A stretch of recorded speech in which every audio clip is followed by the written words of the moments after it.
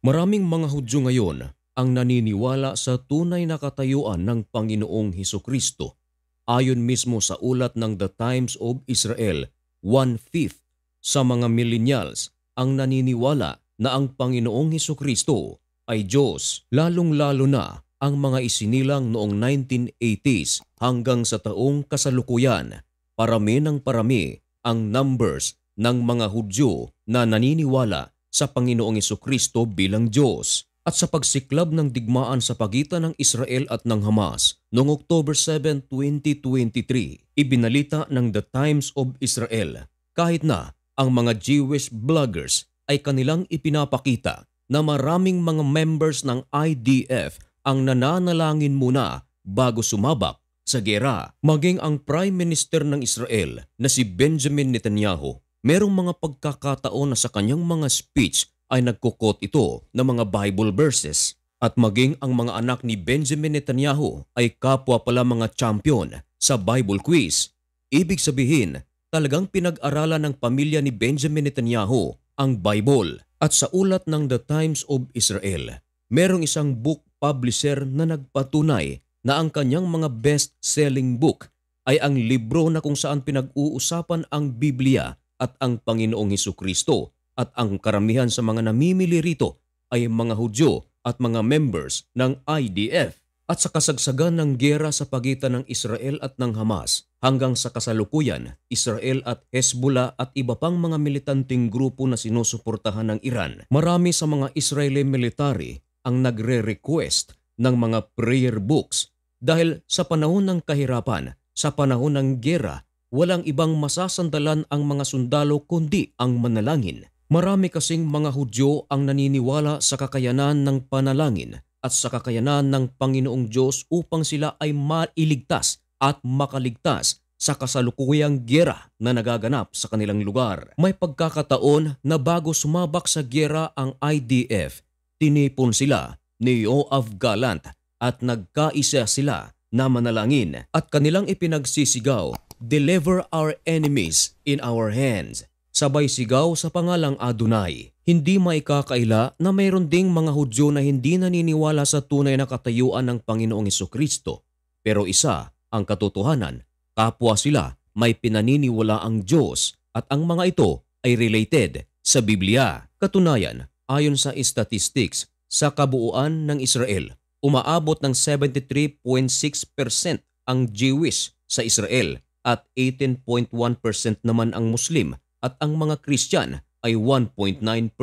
Tinatawag na Messianic Jews ang mga Hudyo na naniniwala sa Panginoong Hesukristo bilang Misaya at Diyos. Ayon sa The Times of Israel, ang mga Israelita, hindi sila nakakakita na sila ay equipped na kahit na meron na silang mga kagamitan sa pangdigma gaya ng gloves, armas, mga tangke at iba pang mga kagamitang pandigma. Pero ayon sa kanila, nagiging kumpleto ang kanilang sandata kapag sila ay nananalangin at kanilang daladala ang tinatawag na Pentateuch or 5 Books of Moses. Ito yung Genesis, Exodus, Leviticus, Numbers, and Deuteronomy. Merong isang eksperto ang nagpaliwanag kung bakit noong October 7, 2023 ay agarang napasok ng Hamas ang lugar ng Israel. Gayong high-tech naman raw ang kagamitan ng Israel. Dahil ayon sa ulat, sa mga araw na yaon, October 7, ang mga Hudyo,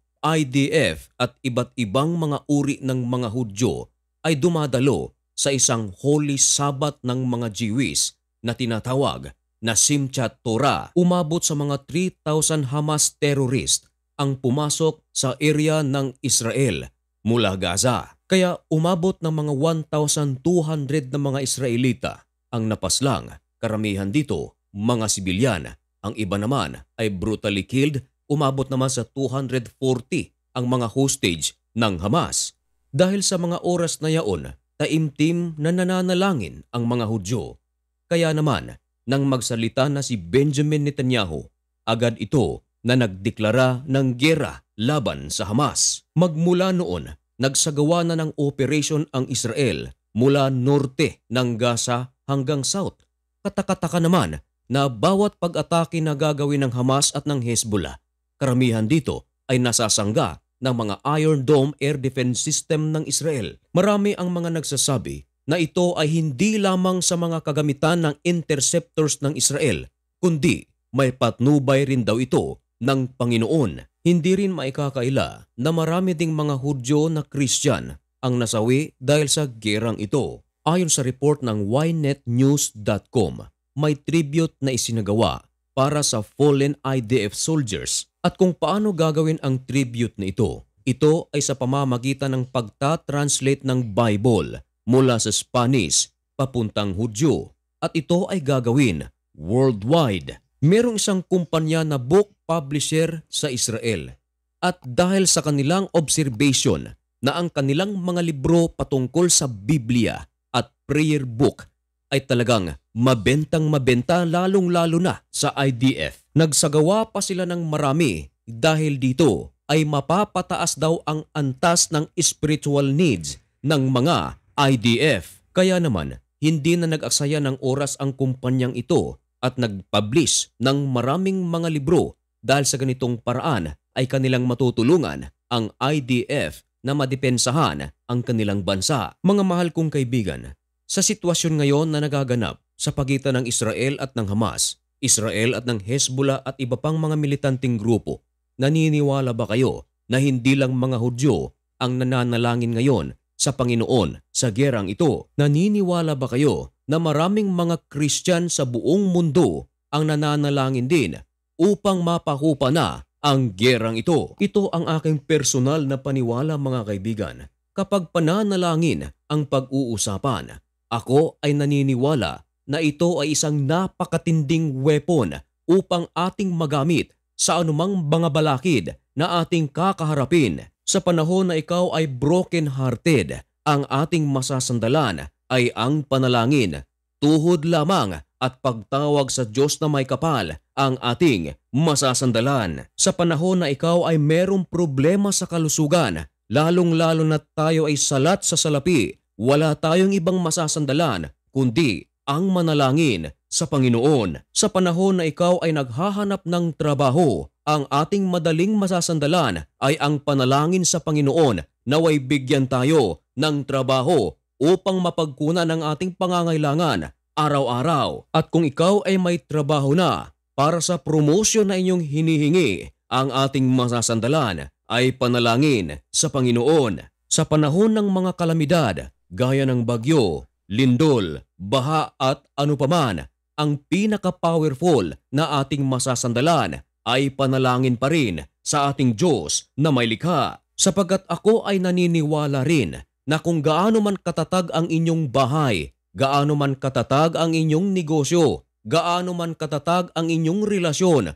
kung wala pa rin ang basbas ng Panginoong Diyos, ito ay walang-wala. Maging sa panahon ng Old Testament, sila si Abraham na nalangin, si Isaac na nalangin, si Jacob na naging Israel ay nanalangin, maging si Moises na nalangin, si David na nalangin, lahat ng mga propeta at mga hari na nanalangin, maging ang mga early Christians na nalangin, maging ang mga Hudyo na nalangin, maging ang Panginoong Hesukristo sa laman na nalangin. Nagturo pa nga siya kung paanong manalangin. Let me end this way, mga kaibigan. Pasensya na sa mga hindi naniniwala sa Biblia. Ako ay naniniwala kasi sa Biblia.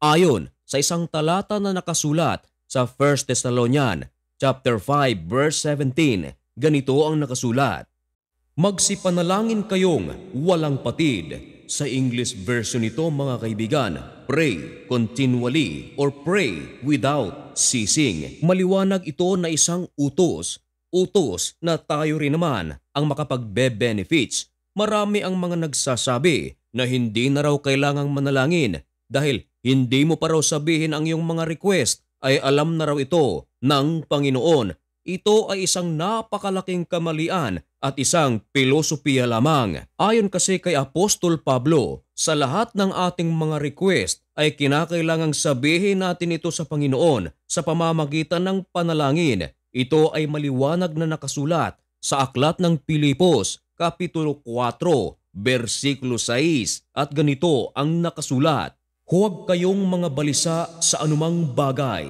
kundi sa lahat ng mga bagay sa pamamagitan ng panalangin at daing na may pagpapasalamat ay ipakilala ninyo ang inyong mga kahilingan sa Diyos. Maliwanag sa talatang ito mga kaibigan, binanggit ang salitang lahat at ang lahat ng mga bagay ay ating ipaaalam sa Diyos at ito ay sa pamamagitan ng panalangin. Hanggang dito na lamang muna ang videong ito. Ako ay malugod na nagpapasalamat sa lahat ng mga subscriber sa channel na ito, maging sa ating mga bashers, sa mga silent viewers. Salamat sa inyong lahat dahil sa inyong panunood ay nakakalikom tayo ng kaunting finansyal at siya namang ating ginagamit sa feeding program dito sa aming lugar. Oo mga kaibigan, namimigay tayo ng damit, bigas, tsinelas para sa mga kabataan at hindi lang sa mga kabataan, maging sa mga adult. At kung nais nyong maging bahagi ng feeding program na ito at pamamahagi ng ibang mga bagay,